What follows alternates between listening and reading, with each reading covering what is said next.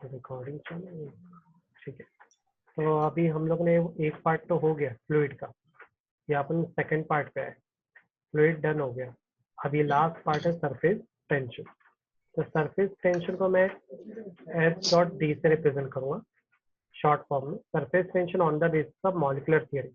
अब molecular theory क्या है? तो मॉलिकुलर थियरी तुम लोग ने पढ़ चुके हो केमिस्ट्री में, जिसके अंदर तुम लोग इंटरमॉलिकुलर फोर्स के बारे में पढ़ते हो। तो इंटरमॉलिकुलर फोर्स क्या होती है?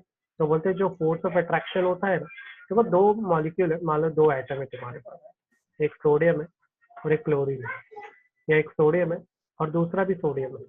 तो दो एटम मिलकर दो चीज कर सकते हैं, या तो एक दूसरे को अट्रैक्ट करेंगे, अगर दो अपोजिट चार्ज है तो अट्रैक्ट करेंगे, या तो दो सेम चार्ज है तो एक दूसरे को रिपल करेंगे। ये जो बिहेवियर है मॉलिक्यूल का, इस बिहेवियर को क्या बोलते हैं? इंटरमॉलिकुलर फोर्स बोलते हैं। समझ में आ रहा है यहाँ तक? कुलसुम है? हेलो, हाँ आवाज आ सर। रही है मेरी? हाँ, ओके। हाँ अब बोलते हैं कि जो फोर्स होती है ना, अट्रैक्शन फोर्स, वो सॉलिड में ज्यादा होती है और लिक्विड में बहुत कम होती है और गैस में तो होती ही नहीं है। और इस बेस पर इस फोर्स को दो हिस्सों में डिवाइड किया गया है। ये इंपॉर्टेंट पॉइंट है, दो पार्ट। एक होता है कोहेसिव फोर्स और सेकंड होता है एडहेसिव फोर्स। अगर कोहेसिव समझ में आएगा तो एडहेसिव का अपोजिट ही रहेगा। तो बोल रहा है कोहेसिव का मतलब क्या होता है कि force of traction between two same molecule. पर दो सेम मॉलिक्यूल के बीच में, मान लो H2O मॉलिक्यूल है और H2O के साथ ही बॉन्ड बनाकर है, तो अगर दो मॉलिक्यूल और दोनों ही सेम मॉलिक्यूल हो और इनके दोनों के बीच में अट्रैक्शन हो रहा हो, तो इस तरह के अट्रैक्शन को क्या बोलते हैं? Cohesive force of attraction. समझ में आया? बोलते ये इस तरह का जो अट्रैक्शन होता है ना, या तो बहुत मजबूत होएगा। अगर मजबूत की बात करें तो कौन से टाइप की बॉन्डिंग है हम बारे में हम लोग पढ़ चुके हैं, हाइड्रोजन बॉन्डिंग। या तो ये बहुत वीक होगा, वीक बॉन्डिंग को क्या बोलते हैं? वैंडरवाल फोर्स बोलते हैं, है ना। तो इसमें दो टाइप की बॉन्डिंग देखी गई, साइंटिस्ट लोगों ने देखा, या तो ये बहुत ज्यादा ही स्ट्रॉन्ग थे या तो बहुत ही ज्यादा वीक थे। एग्जाम्पल लेते दो वाटर मॉलिक्यूल हो या दो क्लोरीन मॉलिक्यूल ले लो, इनके बीच में जो अट्रैक्शन है, दो ब्रोमीन मॉलिक्यूल के बीच में, तुमने देखा होगा ब्रोमीन हमेशा डायटोमिक फॉर्म में होता है। तो डायटोमिक ये बताता है कि ये दोनों ब्रोमीन एक दूसरे के साथ कौन से फॉर्म में? कोहेसिव फोर्स फॉर्म में। अब एडहेसिव फोर्स क्या होगा? कोहेसिव का उल्टा, इसके अंदर दो डिफरेंट सब्सटेंस होंगे और इनके बीच में अट्रैक्शन होगा। बोलते ये अट्रैक्शन तभी मुमकिन है जब दो डिफरेंट मॉलिक्यूल। यहाँ पर अगर मैं देखूं तो मेरे पास यहाँ पे दो डिफरेंट एटम है, एक का चार्ज पॉजिटिव होता है और दूसरे का चार्ज निगेटिव होता है। अब ये दो अपोजिट चार्ज के बेस पर यहाँ पे अट्रैक्शन हो रहा है। अब जाहिर बात है दोनों एटम सेम तो है नहीं, दोनों ही डिफरेंट एटम है, करेक्ट। इधर का एग्जाम्पल मैंने वाटर दिया था, वाटर एक मॉलिक्यूल या कंपाउंड बोलते हैं, ये एटम्स होते हैं। तो इनके बीच में जो अट्रैक्शन होता है इसको इंटरमॉलिकुलर अट्रैक्शन बोलते हैं। आई भी वर्ड सुना होगा तुम लोगों ने, इंटर मॉलिक्यूल, है ना। यहाँ पर जो अट्रैक्शन हो रहा है एटम एटम मतलब इंटरनली हो रहा है, मतलब एक सोडियम क्लोराइड नमक है और इसके अंदर कुछ अट्रैक्शन है, तो इंटरनल अट्रैक्शन को इंट्रामॉलिकुलर अट्रैक्शन बोलते हैं। क्या बोलते हैं? इंट्रामॉलिकुलर। तो इधर पॉजिटिव नेगेटिव चार्ज का अट्रैक्शन हो रहा है, करेक्ट। तो यहाँ पर इसको क्या बोलूंगा मैं? एडहेसिव फोर्स बोलूंगा, क्योंकि दो डिफरेंट चार्ज आपस में अट्रैक्ट कर रहे हैं। इसमें ज्यादातर जो भी बॉन्डिंग देखी गई है वो इलेक्ट्रोस्टैटिक अट्रैक्शन की देखी गई है। इलेक्ट्रोस्टैटिक का ही मतलब जिनमें दो अपोजिट चार्ज प्रेजेंट। इस एग्जांपल ले सकते हैं वाटर इन द वॉल, जैसे पानी अलग है, फेस है, और जो वॉल होती है दीवार वो अलग है, इनके बीच में अगर अट्रैक्शन होता है तो मैं क्या बोलूंगा? एडहेसिव है। दूसरा, sticking paint on the wall, तो हम लोग घर पे जो पेंट मारते हैं वॉल पर, क्या होता है? दीवार अलग पेज की होती है और जो पेंट होता है उसमें डाइज होता है, वो उस पर जाके चिपक जाता है। तो दो डिफरेंट चीज को हम आपस में अट्रैक्ट कर रहे हैं, तो उसको क्या बोलेंगे? Adhesive force. ये इंट्रामॉलिक्यूलर अट्रैक्शन होती है, ये इंटरमॉलिक्यूलर, इसका भी मतलब मैंने समझा दिया। किसी को डाउट है यहाँ पर? क्लियर है सभी को? तो नेक्स्ट पार्ट में पढ़ते हैं range of molecular attraction. Range क्या चीज होती है? तो बोलते हैं कि जाहिर बात है, अगर मान लो दो बंदे, दोनों बहुत अच्छे दोस्त हैं, अब दोनों की दोस्ती कब तक अच्छी रहेगी? जब दोनों एक ही क्लास में, करेक्ट, आजू बाजू बैठते हो, बरोबर। हम मान लो कि ये जो दूसरा बॉय है इसका नाम ए है, इसका नाम बी है। जो बी है वो मेरा रोड छोड़कर मान लो माहिम चला गया। अब माहिम के स्कूल में वो चला गया तो इन दोनों का जो डिस्टेंस है वो काफी बढ़ गया, जब साथ में थे एक ही स्कूल में तब इनका अट्रैक्शन कैसा था, बहुत अच्छा था, है ना। एक दूसरे करीब थे तो आपस में समझते थे, जानते थे, एक दूसरे से शेयरिंग करते थे। अब इनकी शेयरिंग हो पाएगी क्या? नहीं हो पाएगी। डिस्टेंस बढ़ने से क्या हो गया, इनका कांटेक्ट कम हो गया। कांटेक्ट भी कर रहे थे फोन पे, पर कब तक फोन पे कांटेक्ट करेंगे? एक लिमिट आएगी। इस डिस्टेंस की वजह से क्या हुआ, एक लिमिट ऐसे आई जब इनका इंटरेक्शन क्या हो गया, कमजोर हो गया। तो साइंटिस्ट भी इसी को अगर हम लोग केमिस्ट्री से समझे तो केमिस्ट्री में भी यही चीज बोलता है कि कोई एटम हो जैसे सोडियम क्लोराइड, ये दोनों अट्रैक्ट तभी करेंगे जब वो एक पर्टिकुलर डिस्टेंस पे, एक पर्टिकुलर रेंज में। तो साइंटिस्ट लोगों ने क्या बोला, अगर दो एटम का रेंज अगर 10⁻⁹ मीटर होता है, कितना, 10⁻⁹, तब ये एक दूसरे को अट्रैक्ट करेंगे। अगर इससे ज्यादा हुआ डिस्टेंस तो इनका जो अट्रैक्शन है वो वीक हो जाएगा। तो डेफिनेशन क्या है, the maximum distance between two molecule after which intermolecular force are effective, मतलब उतने में इंटरमॉलिक्यूलर फोर्स इफेक्टिव है तो उसको क्या बोलते हैं, रेंज ऑफ मॉलिक्यूलर अट्रैक्शन। ठीक है, और उसकी वैल्यू क्या बताया, सॉलिड लिक्विड में इसकी वैल्यू क्या रहती है, 10⁻⁹ मीटर। इसको शॉर्ट रेंज भी बोलते हैं। समझ में आ रहा है सभी को यहाँ तक? कोई को डाउट है? कुलसुम, फरहान, क्लियर है क्या होता है रेंज? कुलसुम क्लियर? ओके, आगे बढ़ते हैं। स्फीयर ऑफ इन्फ्लुएंस पे आते हैं। स्फीयर क्या होता है, अब यहाँ पर जो अट्रैक्शन है वो मॉलिक्यूल के बीच में हो रहा है। हम लोग यहाँ पे डिस्कशन मोस्टली किसका कर रहे हैं, मॉलिक्यूल का कर रहे हैं। तो मॉलिक्यूल आइटम नहीं होते, मॉलिक्यूल क्या होता है, दो आइटम का कंपाउंड होता है, दो आइटम मिक्सअप फॉर्म में होते हो, एक से ज्यादा आइटम होने चाहिए, उनको क्या बोलते हैं, मॉलिक्यूल बोलते हैं। तो अभी मेरे को मॉलिक्यूल दिखाना है, तो यहाँ इस चैप्टर में मॉलिक्यूल को सर्कुलर पार्ट से दिखाएगा। अगर सर्कल बनाएंगे तो सर्कल का सेंटर होता है और सर्कल का रेडियस भी होता है। तो बोलते मान लो दो मॉलिक्यूल है, एक मॉलिक्यूल दूसरे मॉलिक्यूल से इस तरह से चिपका हुआ और इसके थिकनेस का, ठीक है, जो डिस्टेंस है वो 10⁻⁹ मीटर का होना चाहिए। ठीक है, अभी देखा जाए तो इसका डिस्टेंस ज्यादा है, मुझे इस तरह से दिखाना पड़ेगा। अगर मेरे को डिस्टेंस 10 अभी तो देखा जाए तो इनमें इंटरेक्शन होगा, और अगर इसको ऐसे बनाओ तो ये सेंटर मान लो इधर आ गया, इसका सेंटर इधर, और इनके बीच में जो डिस्टेंस है कितने का, 10⁻⁹ मीटर का। तो क्या होगा, इनके बीच में इंटरेक्शन होगा, है ना। तो स्फीयर ऑफ इन्फ्लुएंस क्या होता है, एक इमेजिनरी स्फीयर होता है जिसको ड्रॉ करते हैं, जिसके जरिए हम लोग किसी मॉलिक्यूल के सेंटर और मॉलिक्यूल के रेडियस को दिखाते हैं, मॉलिक्यूल के सेंटर और मॉलिक्यूल के रेडियस को दिखाते हैं, that is called sphere of influence. ठीक है, पांचवा कौन आ गया, विनोद प्लीज लाभ, ये अपना अरमान ही होएगा, है ना। अरमान आवाज आ रही है? हेलो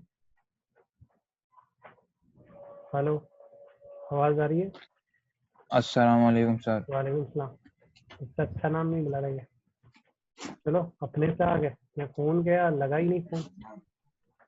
चलो फिर अच्छा क्या है, पता सर मेरा नाम क्या आ गया है। विनोद प्लीज लाभ।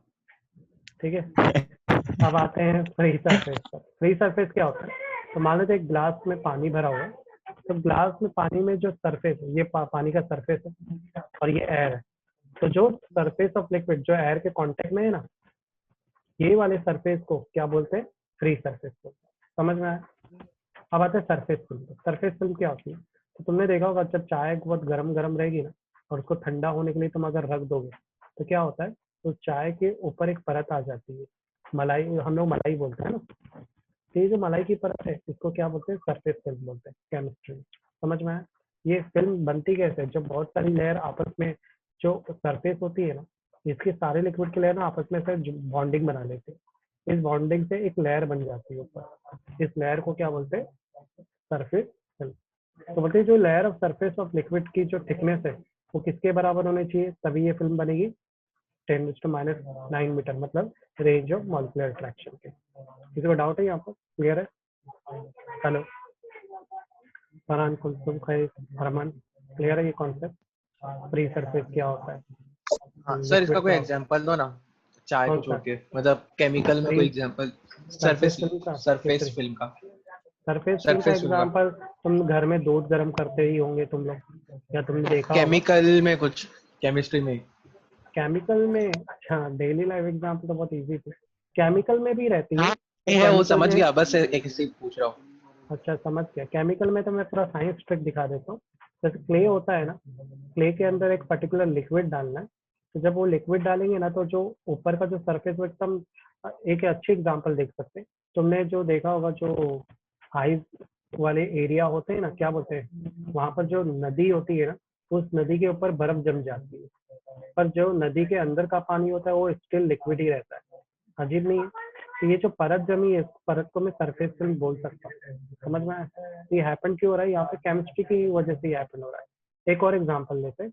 तुम लोग जब भी कोई ग्लास को फ्रीज के अंदर रखोगे तो हैपनिंग क्या होता है? सबसे पहले जो सरफेस फिल्म है, जो आइस है, हाँ, वो कोटिंग ठंडा सबसे होता है, पहले सरफेस पर आती एक है। बहुत पतली सी परत आ जाती ऐसा है। क्यों होता है? जाहिर बात है, सबसे पहले कांटेक्ट में कौन आता है? सरफेस ही आता है। तो वहाँ के जो पार्टिकल है वो बर्फ बनने लगते हैं। अगर वो बर्फ बन रहे मतलब हर एक पार्टिकल का जो बॉन्डिंग है एक दूसरे से बढ़ना शुरू हो जाता है।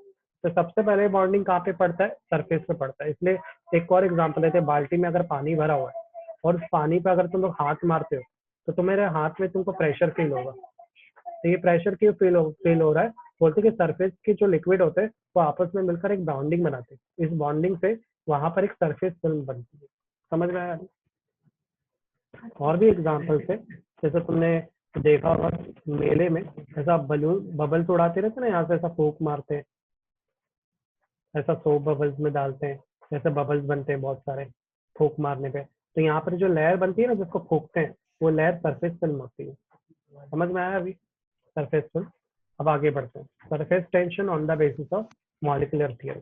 अब जारी बात है, इसके अंदर अब पूरा के पूरा वाटर मॉलिक्यूल है, तो हम लोग एक एक पार्टिकल वाटर मॉलिक्यूल को देख कर उसकी स्टडी करेंगे। मान लेते हैं पहला एक मैंने रैंडम एक डीप में एक पानी वाटर मॉलिक्यूल है उसको ले लिया। अब मैंने पहले बताया यहाँ पे मैंने वाटर मॉलिक्यूल को स्फेरिकल शेप में रिप्रेजेंट किया, इसका नाम मैंने ए रख दिया। मैं ऑब्जर्व कर सकता हूँ जो ए का वाटर मॉलिक्यूल है वो एकदम पानी के डीप में। अगर कोई भी वाटर मॉलिक्यूल डीप में है और वो अपनी पोजीशन चेंज नहीं कर रहा है, इससे ये साबित हो रहा है कि इस वाटर मॉलिक्यूल पर चारों दिशा से जो लगने वाली जो प्रेशर है या फोर्स है वो इक्वल है। करेक्ट ना? मैं ऐसा भी बोल सकता है हर एक लिक्विड वाटर पे लिक्विड वाटर का ही फोर्स या प्रेशर लग रहा है। तो इस तरह के फोर्स को क्या बोलते हैं? जिसमें वाटर वाटर पे ही फोर्स लगाता है या इंटरेक्शन करता है, इसको अपन कोहेसिव फोर्स बोलते हैं ना। Same type of molecule force. Correct? Same type of force is called cohesive force. ये वाला क्लियर है? This part, A part. अब आते हैं बी पर। बी में मान लेते हैं जो मेरा वाटर मॉलिक्यूल है वो थोड़ा सा पार्ट एयर में, इतना सा पार्ट, और रिमेनिंग पार्ट डाउनवर्ड है। अब हमें पता है कि जो एयर का जो प्रेशर होता है या फोर्स होता है वो नेग्लिजिबल होता है, उसकी कोई ताकत नहीं होती, तो इसको तो भूल जाओ। तो लिक्विड पे कौन सा प्रेशर ज्यादा आएगा? लिक्विड का खुद का, पानी पे ही ज्यादा प्रेशर होगा। तो ये जो एरो क्या बता रहे कि पानी इस लिक्विड को जो ऊपर है ना उसको नीचे की तरफ घसीट रहा है, क्योंकि अनइक्वल प्रेशर लग रहा है ना। मेरे को यहाँ पे बताता हूँ, इधर से एयर का प्रेशर लग रहा है और नीचे से पानी का लग रहा है। तो बताओ ये जो लिक्विड मॉलिक्यूल वो नीचे जाएगा या ऊपर जाएगा? कॉमन सेंस वो नीचे जाएगा, क्योंकि पानी का प्रेशर ज्यादा मजबूत है, जिसकी वजह से यहाँ पर अनइक्वल फोर्स होने की वजह से ये जो लिक्विड वो अनबैलेंस हो जाएगा, जिसके नतीजे में क्या होगा? वो डाउनवर्ड जाना शुरू हो जाएगा। समझ में आया? इस केस में अगर देखें पॉइंट सी पर, तो पॉइंट का आधा हिस्सा एयर में और आधा हिस्सा पानी में। अब इस केस में भी दो फोर्स या दो प्रेशर बराबर नहीं है। ऊपर का एयर का प्रेशर तो नेग्लिजिबल होता है, तो सारा प्रेशर डाउनवर्ड लग रहा है, तो इस पे जो रिजल्टेंट फोर्स होगी वो कहाँ पे लगेगी? डाउनवर्ड डायरेक्शन में।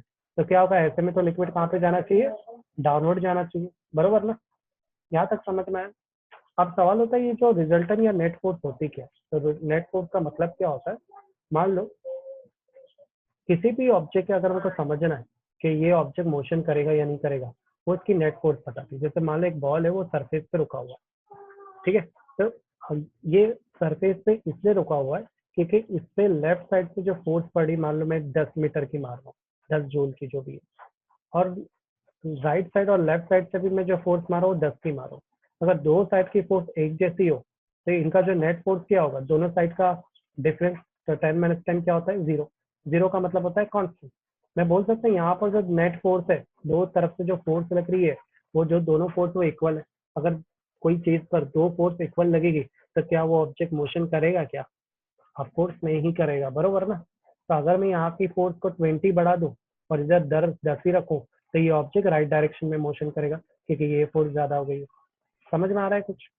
ये लिक्विड के लिए मैं समझा रहा हूँ। लिक्विड में क्या हो रहा है, जब चारों दिशा से बराबर से प्रेशर या फोर्स लग रहा था तब ये मॉलिक्यूल अपनी जगह पे ही था, पर जब अनइक्वल प्रेशर या फोर्स लगा, जैसे एयर का प्रेशर कम होता है पानी का ज्यादा, जिसकी वजह से क्या हो, वो डाउनवर्ड डायरेक्शन, इसकी जो रिजल्टेंट फोर्स है जिसको नेट फोर्स बोलते हैं, वो डाउनवर्ड डायरेक्शन होगी। क्लियर है कुलसुम, कहे, फरहान, अरमान, कोई डाउट है यहाँ पे? हाँ सर। नहीं सर। पक्का ना? नहीं सर। हाँ ठीक है, तो अब आगे बढ़ते हैं। तो यहाँ पे देखो वही चीज यहाँ पे लिखी है कि नेट फोर्स क्या है, चारों दिशा से इक्वल फोर्स लग रही है, तो अगर मैं इसको माइनस भी करूँ तो जीरो वैल्यू आएगी। जीरो का मतलब ये होता है कांस्टेंट लग रहा है, पर बी और सी पर कांस्टेंट फोर्स नहीं लग रहा है, कुछ तो पानी का हिस्सा लग रहा है, कुछ एयर का भी लग रहा है। एयर का जो फोर्स होता है, अगर एयर से मैं कंपेयर करूँ तो लिक्विड और एयर दो डिफरेंट फोर्स को हम लोग एडहेसिव फोर्स बोलते हैं, बरोबर ना? तो दो डिफरेंट फोर्स में जो एयर का फोर्स होता है वो बहुत कमजोर होता है, जिसको वजह से हम लोग एयर के फोर्स को नापेंगे नहीं। अब सवाल ये है कि मान लो मेरे एक बाल्टी में मैंने पानी भरा हुआ और इसके ऊपर की सरफेस पर लिक्विड है। अब मैं खुद ही बोल रहा हूँ, ऊपर की सरफेस पर ऊपर से भी इसको प्रेशर लग रहा है और नीचे से भी, पर एयर का प्रेशर तो नेग्लिजिबल है, तो उस हिसाब से ये जो ऊपर का पानी वो नीचे चला जाना चाहिए।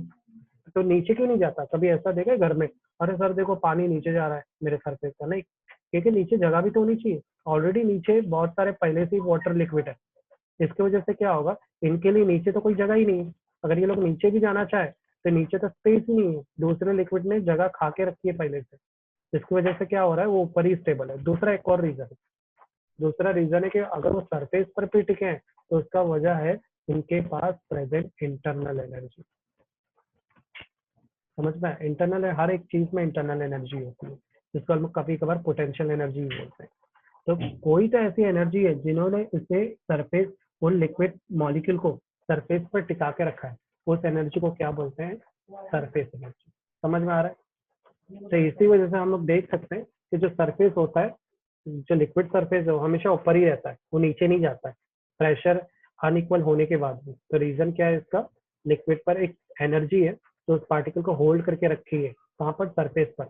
वो होल्डिंग जो एनर्जी है, that energy is called surface energy, जिसको मैं शॉर्ट फॉर्म में एस डॉट ई से रिप्रेजेंट कर रहा हूँ। यहाँ पे सरफेस टेंशन क्या होगा? जो प्रॉपर्टी ऑफ लिक्विड सरफेस, जो लिक्विड सरफेस की जो प्रॉपर्टी है ना, उसको ही सरफेस टेंशन बोलते हैं। सरफेस एनर्जी क्या होती है? The extra energy that liquid surface hold under isothermal condition. Isothermal का होता है कांस्टेंट टेम्परेचर, ऐसी कंडीशन में स्टडी करना जिसमें टेम्परेचर चेंज नहीं हो रहा।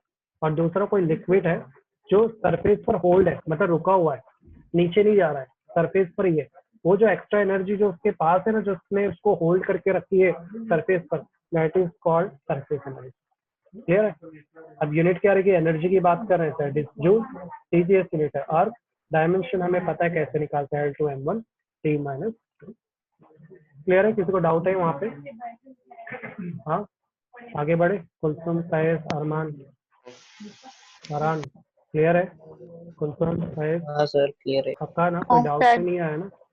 डाउट आया तो पूछ लेना है, नहीं ऐसा सर। रुकना नहीं है। जैसे डाउट आएगा मेरे को तुम लोग डिस्टर्ब कर सकते हो। ठीक है, तो सरफेस टेंशन पे आते हैं। तो सरफेस टेंशन क्या होता है? तो एक्चुअली जो टेंशन वर्ड है ना, ये एक्चुअली प्रेशर ही होता है।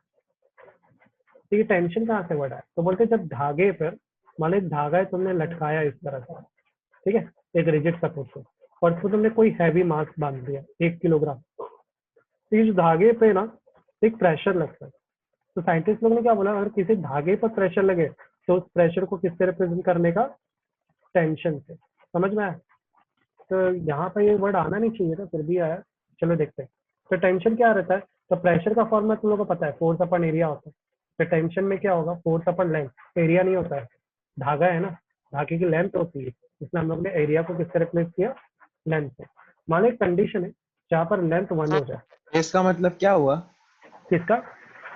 सरफेस का मतलब सरफेस, मतलब किस टाइप की सरफेस सरफेस? टेंशन का। सरफेस टेंशन है ना? हाँ, तो सरफेस इसमें टेंशन, हम सरफेस का लिक्विड क्या का रोल जो हुआ? सरफेस होता है ना, उस सरफेस पे लगने वाला जो प्रेशर है उसकी स्टडी करनी है। तो सर सरफेस पे उसमें लगने वाला। लिक्विड का भी कुछ आएगा ना?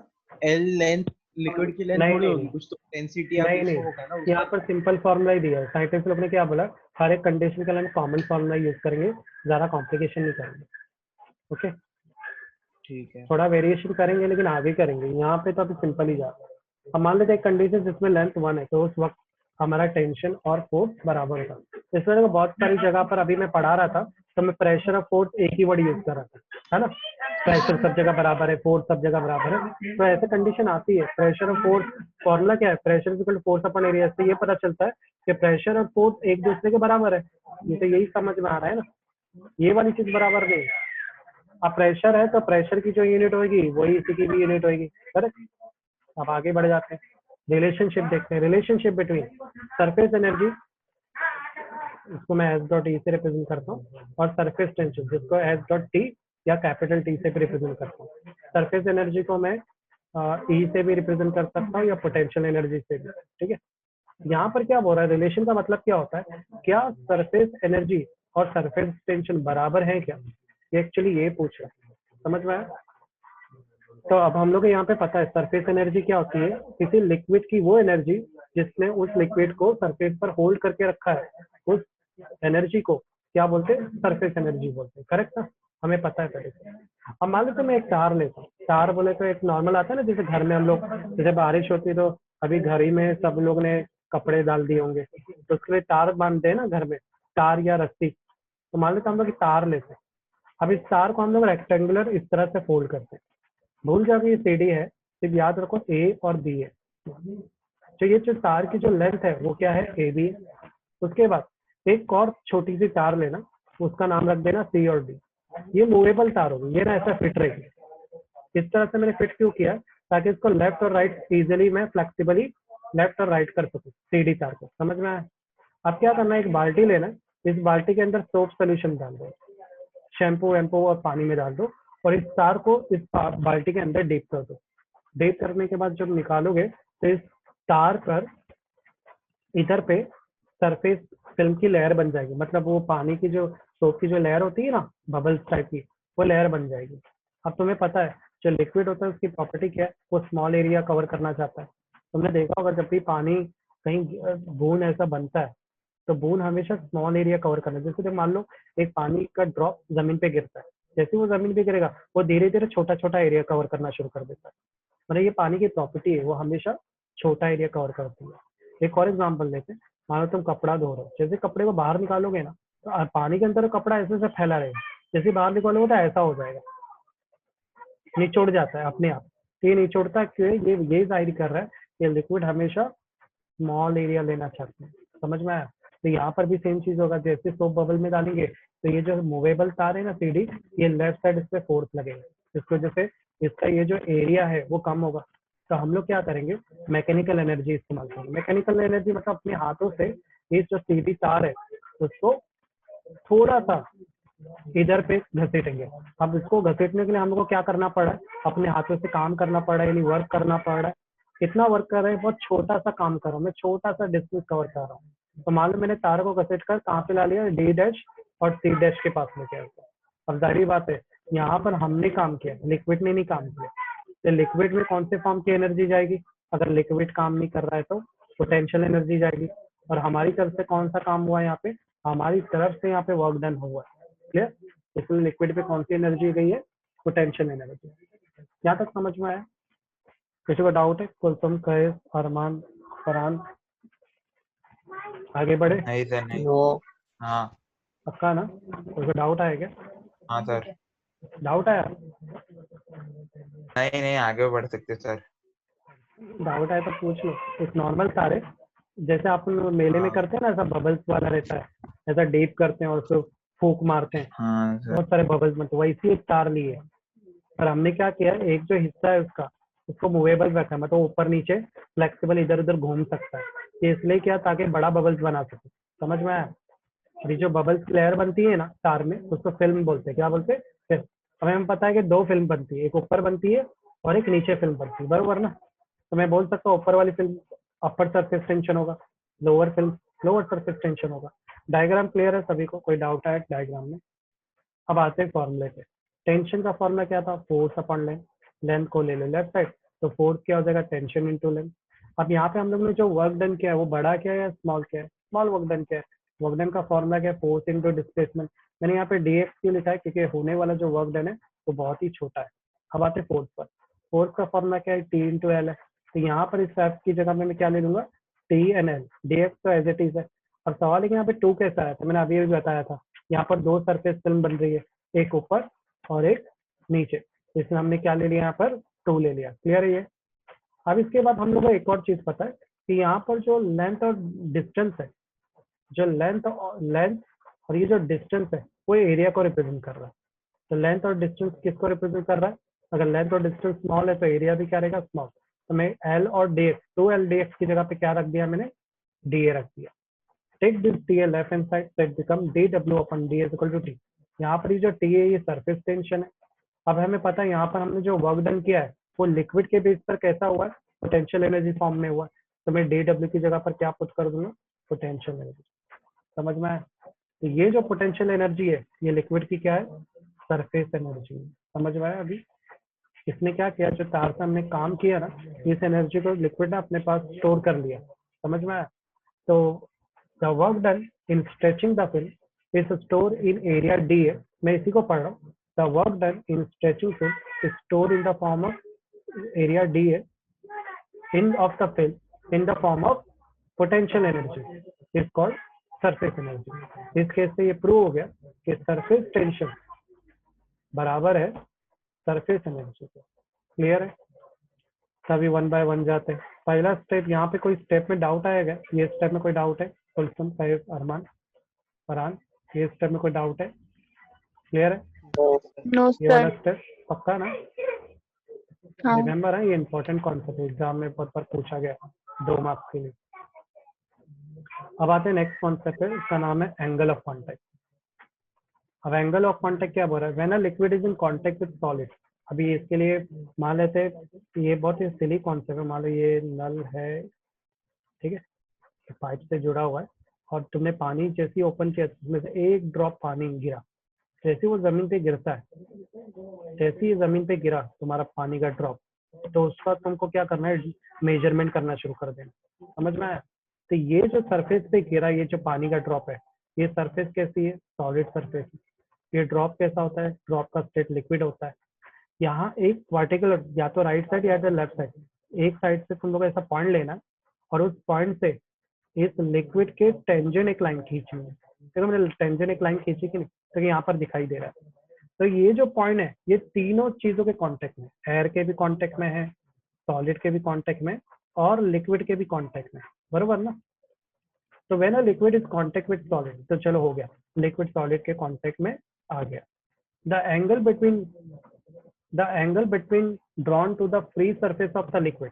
तो जो एंगल बन रहा है, हमने जब टेंजेंट लाइन खींची, तो अंदर ये जो एंगल बन रहा है ना, इस एंगल को क्या बोलते हैं, एंगल ऑफ कांटेक्ट बोलते हैं। समझ में आया एंगल ऑफ कांटेक्ट क्या है?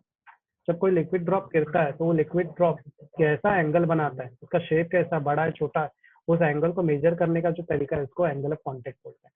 क्लियर? यहाँ पे बनने वाला एंगल छोटा है, लेस देन 90, इसको एक्यूट एंगल बोलते हैं। इस केस में अगर हम लोग बात करें तो बनने वाला जो एंगल है, मान लो ये मर्क्यूरी है, तो तुम्हें पता है मर्क्यूरी गिरने पर भी अपना शेप बड़ा ही रखता है। शहद भी ले सकते हैं, हनी का भी सेम केस होता है। तो अगर मैं यहाँ पर इस पॉइंट से कट करते हुए एक टेंजेंट खींचूं, तो अंदर जो एंगल बनता है ग्रेटर देन 90 है। ग्रेटर देन 90 एंगल ऑप्टियस एंगल होता है। तो यहाँ पे डायरेक्ट इनडायरेक्ट क्या करता है, हम लोग लिक्विड ड्रॉप्स होता है ना, उसकी स्टडी कर रहे हैं बस, कि वो जो सरफेस पे करता है तो कितनी जगह ऑक्यूपाई करता है, कैसा एंगल बनाता है। क्लियर है? कोई डाउट है यहाँ पे? सिंपल कॉन्सेप्ट है। आगे बढ़े। हाँ कहे, कुलसुम, फरहान, अरमान, किसी को डाउट आया हाँ यहाँ पे? सर। नहीं सर। आगे बढ़ो, मैं आगे बढ़ रहा हूँ। अब explanation of angle of contact पे आते हैं। तो क्या क्या चीजें इसमें देखना है वो देख लेते हैं। पहला चीज, कितनी फोर्स इस पर पड़ती है वो देख लेंगे। तो एक एपी से एडहेसिव फोर्स पड़ रही है। एडहेसिव फोर्स क्या होती है? तो मान लेते हैं ये मैं ग्लास लेता हूँ कांच का, और कांच के ग्लास में पानी डालता हूँ। अब इसको ना जूम करके मैं इतना सा हिस्सा ही देख रहा हूँ यहाँ का। तो ये मेरा कांच का ग्लास है और ये मेरा लिक्विड है, बरोबर? तो अब ये लिक्विड ने जो, अब जारी बात है यहाँ पर कुछ तो इंटरेक्शन हो रहा है इस लिक्विड और इस सॉलिड ग्लास में। तो ये डिफरेंट टाइप ऑफ फेज में जब इंटरेक्शन होता है तो उसको क्या बोलते हैं, एडहेसिव फोर्स बोलते हैं। बताया था मैंने। तो मैं इस एडहेसिव फोर्स का नाम लिख दूंगा एपी। अब यहाँ पर मैंने पहले ही बता रहा, जो एयर का जो प्रेशर होता है वो नेग्लिजिबल होता है, तो इसको तो इग्नोर कर दो। तो मैं बोल सकता हूँ यहाँ पर जो लिक्विड का लिक्विड के साथ ही इंटरेक्शन हो रहा है EQ में, वो क्या है हमारा कोहेसिव फोर्स। उसको मैंने किससे रिप्रेजेंट किया, T से रिप्रेजेंट किया। समझ में आया? अब मुझे देखना है कि ये लिक्विड क्या इस सॉलिड को अट्रैक्ट हो रहा है या नहीं हो रहा है, इसके अट्रैक्शन या कौन सी फोर्स स्ट्रॉन्ग है, एडहेसिव फोर्स या कोहेसिव फोर्स, इसकी हम लोग को यहाँ पे स्टडी करनी रहती है। तो यहाँ पर कुछ कंडीशन है। पहली कंडीशन क्या है, एयर के प्रेशर को नेग्लिजिबल मानेंगे। सेकंड कंडीशन है कि जो ग्रेविटेशनल की जो फोर्स होगी, इसको भी यहाँ पर हम लोग क्या कंसिडर कर रहे हैं, आल्सो बिकम अ स्मॉल। यहाँ पे लगने वाली जो ग्रेविटेशनल फोर्स है वो छोटी होती है एडहेसिव कोहेसिव फोर्स से, इसलिए हम लोग ग्रेविटेशनल फोर्स को भी यहाँ पर क्या करेंगे, नेग्लिजिबल करेंगे। समझ में आया? तो यहाँ पर हम लोग दो फोर्स पे ही ध्यान देंगे जब ये स्टडी करेंगे ना एंगल ऑफ कांटेक्ट की, तो हम लोग को दो फोर्स पे ध्यान देना है। एक कौन सी है, एडहेसिव फोर्स, और दूसरी कौन सी है, कोहेसिव फोर्स। एडहेसिव फोर्स मतलब दो डिफरेंट ऑब्जेक्ट के बीच में जो अट्रैक्शन होता है, कोहेसिव बोले तो दो सेम टाइप के ऑब्जेक्ट के बीच में जो अट्रैक्शन होता है। क्लियर है? कोई डाउट है यहाँ पर? हाँ आया नहीं फरक? कहे नहीं कुलसुम, अरमान, कोई डाउट है नहीं सर। तो आगे बढ़ जाए। तो मैं एक केस बताता हूँ, देखते तुम लोग समझ पाते। यहाँ पर मैं कैरोसिन ले रहा हूँ। अब ये जो प्रॉपर्टी है, बिहेवियर है, वो प्रैक्टिकल। अब क्या हुआ, जब कैरोसिन लिया गया तो जो कॉर्नर पे आए, जैसे मतलब ये मान लो मैंने कैरोसिन डाला, तो क्या साइंटिस्टों ने ऑब्जर्व किया कि कॉर्नर से ना लिक्विड थोड़ा ऊपर की तरफ, इससे ये समझ में आ रहा है कि लिक्विड ऊपर की तरफ जा रहा है। कोई चीज ऊपर की तरफ क्यों जाती है, जब वो अट्रैक्ट करती है। तो इससे यहाँ साइंटिस्टों को समझ में आया कि कुछ अट्रैक्शन हो रहा है, ये जो कैरोसिन है वो सॉलिड के साथ अट्रैक्ट कर रहा है। अगर इसका अट्रैक्शन डिफरेंट सब्सटेंस के साथ स्ट्रॉन्ग है, तो मैं बोल सकता हूँ कि यहाँ पर जो एडहेसिव फोर्स है वो ज्यादा है किससे, कोहेसिव फोर्स है, लिक्विड के आपस की फोर्स से। तो ए क्यू क्या है मेरा, कोहेसिव फोर्स है। अब जारी बात है, यहाँ पे कर्व बन रहा है, तो इस कर्व पर मैं एक टेंजेंट लाइन खींचूंगा। ये जो टी है ये क्या है मेरा, ए टी, मेरा टेंजेंट लाइन। ठीक है, अब मुझे देखना रिजल्टेंट फोर्स कहाँ पे आएगी। तो बताओ रिजल्टेंट फोर्स कहाँ पे आएगी। एकदम आसान है, कौन सी फोर्स स्ट्रॉन्ग है यहाँ पे, एडहेसिव फोर्स या कोहेसिव फोर्स। हाँ गाइस, अरमान कुलसुम, कौन सी फोर्स स्ट्रॉन्ग है यहाँ पे, एडहेसिव या कोहेसिव, बोलो। हेलो हेलो, हाँ आवाज। एडहेसिव। तो जारी बात है, जो रिजल्टेंट फोर्स कहाँ पे बनेगी, एडहेसिव के पास। तो जो लाइन है ना, एक परपेंडिकुलर लाइन सॉलिड के अंदर ही बना। अब रीजन समझ में आया, हम लोग ने सॉलिड के अंदर क्यों बना, क्योंकि सॉलिड की फोर्स ऑफ अट्रैक्शन मजबूत है, और इसका नाम क्या रख देने का, एफ आर। अंडरस्टूड। अब देखो तो क्या क्या चीज लिखना रहता है। तो पहला, resultant force lie inside the solid, ये तो हम देख सकते हैं, पर क्यों ऐसा हो रहा है, तो ये रीजन है, जो फोर्स एडहेसिव फोर्स है लिक्विड और सॉलिड के बीच में, जो एडहेसिव फोर्स है वो कहीं ज्यादा है कोहेसिव फोर्स से। ठीक है। दूसरा, यहाँ पर जो एटी है, टेंजेंट है, वो रिजल्टेंट फोर्स के परपेंडिकुलर। जरा ध्यान दो, अगर मैं इस लाइन को सीधा घसीटूं आगे, तो ये परपेंडिकुलर दिख रहा है कि नहीं, बिल्कुल इस तरह से, है ना। तो मैं बोल सकता हूँ जो टेंजेंट 80 है वो रिजल्टेंट फोर्स के परपेंडिकुलर है। इस केस में हमें ये समझ में आ रहा है कि जो लिक्विड है वो slowly slowly upward surface, solid surface के ऊपर आ रहा है, यानी वो अट्रैक्ट हो रहा है। करेक्ट। आई सारे कॉन्सेप्ट समझ में आ रहे हैं। अगर मैं यहाँ पर एंगल बनाऊं, ये है मेरा थीटा, इस बेस पर अगर एंगल बनाओ तो देख के ही पता चल रहा है बनने वाला जो एंगल है वो लेस देन 90 डिग्री है। अगर लेस देन 90 डिग्री है तो इसको क्या बोलेंगे, एक्यूट एंगल। और बोलते जो एक्यूट एंगल है वो कौन से टाइप का मिरर का टाइप बनाते हैं, शेप बनाते हैं, कॉन्केव टाइप का शेप बनाते हैं। समझ में आया? किसी को कोई डाउट है यहाँ पर? अरमान, कुलसुम, कई, फरहान, क्लियर है ये कॉन्सेप्ट? हेलो, एवरीवन हाँ रिप्लाई। Sir hello. हाँ समझ में आया? कोई डाउट है किसी भी पॉइंट हाँ पे? सर। ठीक टेक्स्ट बुक में नहीं खिच दिया हुआ है। No sir. पक्का ना कुलसुम?